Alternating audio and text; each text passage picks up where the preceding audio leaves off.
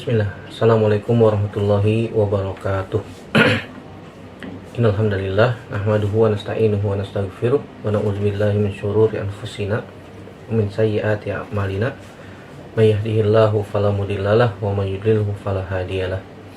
Asyhadu an la ilaha illallah wahdahu la syarikalah wa asyhadu anna Muhammadan abduhu wa rasuluhu la nabiyya ba'dah. Ya ayyuhalladzina amanu taqullaha haqqa tuqatih wala tamutunna illa wa antum muslimun.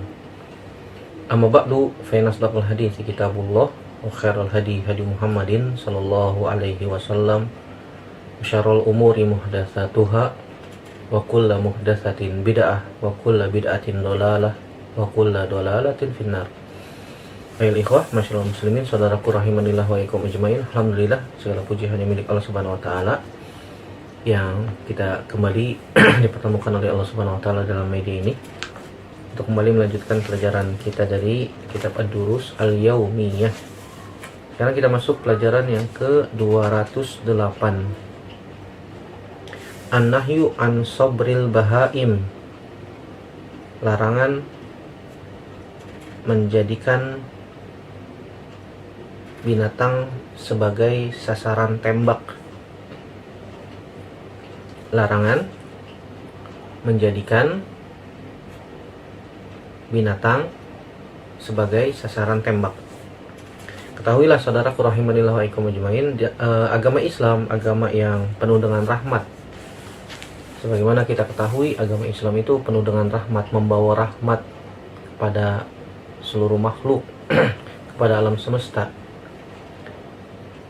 membawa kedamaian, membawa ketenangan, ketentraman. Itu agama Islam. Beda sama agama-agama yang lain, subhanallah. Sampai kepada binatang pun Islam sangat menganjurkan untuk menyayangi binatang. Gak boleh membunuh sembarangan, gak boleh menyakitinya, gak boleh menzoliminya. Bahkan kalau kita menolong binatang, maka akan mendapatkan pahala di sisi Allah Subhanahu wa taala, seperti kisahnya seorang bahagia, seorang wanita pezina yang kehausan, kemudian turun ke sumur mengambil air, kemudian dia minum. Ternyata ketika naik di atas sumur ada seekor anjing yang kehausan. Qad balagoni minal atash kama balagobi. Sungguhnya dia, binatang ini, anjing ini kehausan seperti aku kehausan tadi. Ya kulusaro, dia sambil menjilat lidahnya terjulurkan sambil jilat-jilat tanah basah. Kemudian dia turun lagi, kemudian mengisi khufnya dengan air, kemudian digigitnya, kemudian nanjak. Dalam riwayat yang lain laki-laki, dalam riwayat yang lain wanita ya. Digigit, naik ke sumur di Arab tidak seperti sumur di Indonesia. Sumur di Indonesia dalamnya bermeter-meter. Kalau di Arab paling hanya seperti cekungan gitu ya. Cekungan yang tujuannya untuk menampung air hujan dan seterusnya. Kemudian dia panjat, setelah mengisi khufnya dengan air, digigit sambil manjat, kemudian air itu pun diberikan kepada binatang. Sakiyul ma, memberikan minum kepada binatang. Kemudian binatang itu pun bersyukur kepada Allah Subhanahu wa taala, berterima kasih kepada kepada orang tersebut, dan Allah Subhanahu wa taala pun berterima kasih kepada orang tersebut dan memberikan pahala besar tentunya ya. Ini agama Islam, sampai kepada binatang saja Islam itu membawa rahmat, bukan membawa kepada kehancuran. Lihat bagaimana Nabi SAW berpesan ketika para sahabat diutus untuk berdakwah. Kalau misalnya mereka mengajak manusia untuk masuk Islam, tidak mau, ya orang yang didakwahi tidak mau, sebuah negeri atau kampung itu tidak mau masuk Islam, ya ujung-ujungnya diberikan waktu untuk diperangi.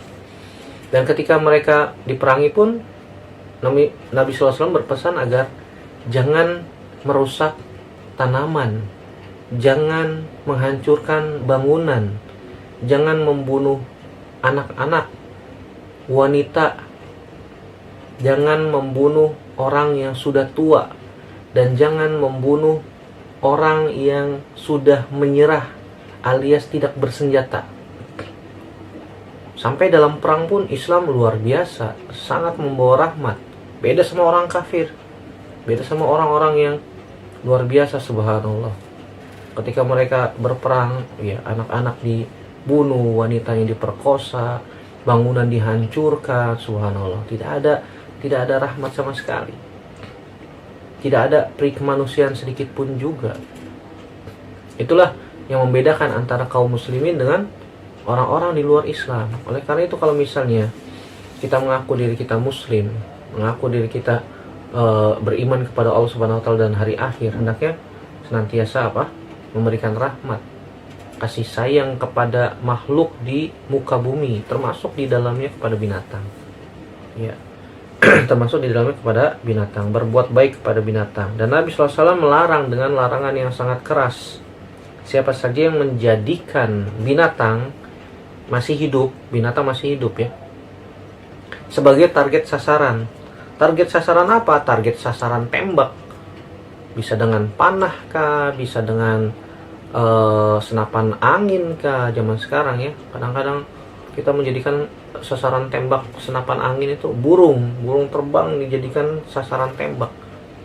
Ini tidak boleh. Nabi SAW melarang dengan larangan yang sangat keras, dan tidak ada kebutuhan kita jadikan burung itu sebagai sasaran tembak. Apa tujuannya? Kalau tujuannya hanya iseng-iseng saja, tujuannya hanya ingin memuaskan hobi, ini nggak boleh. Kecuali kalau emang kita niatnya untuk berburu ya, burung liar ya, kita tembak, bismillah ya, kita buat makan. Jangan tembak burung dara tetangga ya, bisa dimarahin tuh ya, tetangga melihara burung dara banyak ditembak buat dimakan, Ustadz. Nggak boleh. Itu punya orang, apalagi burung yang ada dalam sangkar. Burung peliharaan orang dalam sangkar yang diambil suaranya bagus, dia main tembak aja tuh burung. Ini tidak boleh ya. Tidak boleh. Yang liar saja sebagai sasaran tembak dengan tujuan tidak untuk dimakan, tidak boleh, apalagi hewan yang dipelihara orang. Ini tidak boleh ya. Baik, kita akan bacakan hadis Nabi SAW yang berkaitan dengan ini, yaitu hadis Nabi yang diriwayatkan oleh Imam Muslim dalam Sahihnya.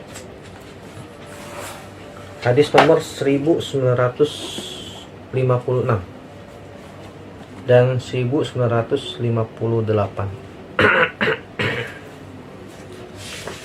Hadis nomor 1956, kata Imam Nawawi rahimahullah taala, kata Imam Muslim Ibnul Hajjaj rahimahullah taala, haddatsana Muhammad bin Al-Musanna, haddatsana Muhammad bin Ja'far, haddatsana Syu'bah qala sami'tu Hisham bin Zaid bin Anas bin Malik qala dakhaltu ma'a jaddi Anas bin Malik daral Hakam bin Ayyub fa idza qaumun qad nasabu dajajatan yarmunaha qala faqala Anas naha Rasulullah sallallahu alaihi wasallam an tusbara al-bahaimu. Imam Muslim riwayatkan, beliau mengatakan telah menceritakan kepada kami Muhammad bin Musanna, telah menceritakan kepada kami Muhammad bin Ja'far. Beliau mengatakan haddatsana, telah menceritakan kepada kami Syu'bah. Beliau mengatakan, saya telah mendengar Hisham bin Zaid bin Anas. Hisham cucunya Anas bin Malik. Hisham bin Zaid bin Anas bin Malik. Beliau mengatakan, saya pernah masuk ke rumah kakekku, yaitu Anas bin Malik. Saya pernah masuk bersama kakekku, yaitu Anas bin Malik, ke rumah Al-Hakam bin Ayyub. Al-Hakam bin Ayyub. Faiza qaumun, ternyata di sana ada sekelompok orang, qad nasabu dajajatan yarmunaha, telah menjadikan seekor ayam masih hidup untuk dijadikan sasaran tembak memanah. Kemudian faqala Anas bin Malik radhiyallahu anhu mengatakan, naha Rasulullah sallallahu alaihi wasallam antus bara al-bahaim. Nabi SAW telah melarang menjadikan binatang yang masih hidup sebagai sasaran tembak. Antus bara antus barol bahaim, itu disebutkan oleh para ulama, sobrul bahaim antah bisa wahiyah hayyatun litaktula birrami wa nahwihi. Kata Imam Nawawi rahimahullah ta'ala, menukil perkataan ulama, sobrul bahaim itu maksudnya adalah antuh basa atau antah bisa wahiyah hayyatun, menjadikan binatang kemudian diikat gitu ya, seperti diikat atau supaya dia diam di sebuah tempat, ditaktula birrami, untuk dibunuh dengan cara dipanah atau ditombak. Zaman dulu senjata yang dilempar itu dengan tombak ataupun dengan anak panah, panah. Ini sobrul bahaim. Nabi SAW melarang. Kata Anas bin Malik, naha Rasulullah sallallahu alaihi wasallam antus baro al bahaim. Nabi SAW melarang menjadikan binatang yang masih hidup untuk dijadikan sasaran tembak. Untuk dijadikan sasaran tembak. Adapun riwayat yang kedua itu dari sahabat Sa'id bin Jubair, atau riwayat Ibnu Umar, Abdullah bin Umar radhiyallahu anhu. Hadis Imam Muslim nomor 1958. Imam Muslim mengatakan, haddatsana Syaiban bin Farrukh wa Ayyub wa Abu Kamil wa lafzu li Abi Kamil qala haddatsana Abu Awanah al-Waddah an Abi Bishr an Sa'id bin Jubair qala marra Ibnu Umar binafarin qad nasabu dajajatan yataramawnaha falamma ra'au Ibnu Umar tafarraqu anha faqala Ibnu Umar man fa'ala hadha inna Rasulullah sallallahu alaihi wasallam la'ana man fa'ala hadha. Kata Imam Muslim rahimahullah ta'ala, telah menceritakan kepada kami Syaiban bin Farrukh dan Abu Kamil, dan ini lafaznya Abu Kamil. Keduanya berkata, haddatsana Abu Awanah, telah menceritakan kepada kami Abu Awanah, itu Al-Waddah, seorang yang thiqah, an Abi Bishr, dari Sa'id bin Jubair, dari Sa'id bin Jubair. Beliau mengatakan, Abdullah bin Umar pernah melewati sekelompok orang qad nasabu dajajatan yataramawnaha, yang telah menjadikan seekor dajaj, seekor ayam betina yang dijadikan sasaran tembak, target sasaran tembak. Falamma ra'au Ibnu Umar, ketika mereka melihat ada Abdullah bin Umar datang, tafarraqu anha, akhirnya mereka kabur, berpencar. Faqala Ibnu Umar, kemudian Abdullah bin Umar mengatakan, man fa'ala hadza, siapa yang melakukan ini? Subhanallah. Ya, al-amru bil ma'ruf wan nahyu 'anil munkar. Inna Rasulullah sallallahu alaihi wasallam la'ana man fa'ala hadza. Sungguhnya Nabi sallallahu alaihi wasallam melaknat orang yang melakukan ini. Laknat itu artinya at-tardu wal ib'adu an rahmatillah. Ya, laknat itu artinya dijauhkan dari rahmat Allah Subhanahu wa taala. Ini menunjukkan dosa besar. Kalau ada sebuah dosa yang diiringi dengan laknat, diiringi dengan ancaman keras berupa api neraka, berupa murka Allah, berupa tidak ditazkiyah oleh Allah Subhanahu wa taala, tidak disucikan, tidak diajak bicara, itu menunjukkan dosa besar. Itu menunjukkan dosa besar. Karena Abdullah bin Umar mengatakan, la'ana inna Rasulullah SAW la'ana man fa'ala hadza. Sungguhnya Nabi SAW melaknat orang yang melakukan ini. Dalam riwayat yang lain disebutkan, Abdullah bin Umar mengatakan, man fa'ala hadza la'anallahu man fa'ala hadza. Inna Rasulullah SAW la'ana man ittakhadha syai'an fihi ruh gordon atau gorodon. Dalam riwayat yang lain juga dibawakan oleh Imam Muslim dalam sahihnya, kata Abdullah bin Umar, siapa yang melakukan ini? Allah melaknat yang melakukan ini. Sesungguhnya Nabi SAW melaknat siapa saja yang menjadikan hewan yang memiliki ruh, sesuatu yang memiliki ruh, sebagai sasaran tembak untuk main-main tentunya ya, untuk main. Ini tidak boleh, ini dosa besar dan ini termasuk termasuk dilaknat oleh Nabi Shallallahu Alaihi Wasallam. Dalam riwayat yang lain sebutkan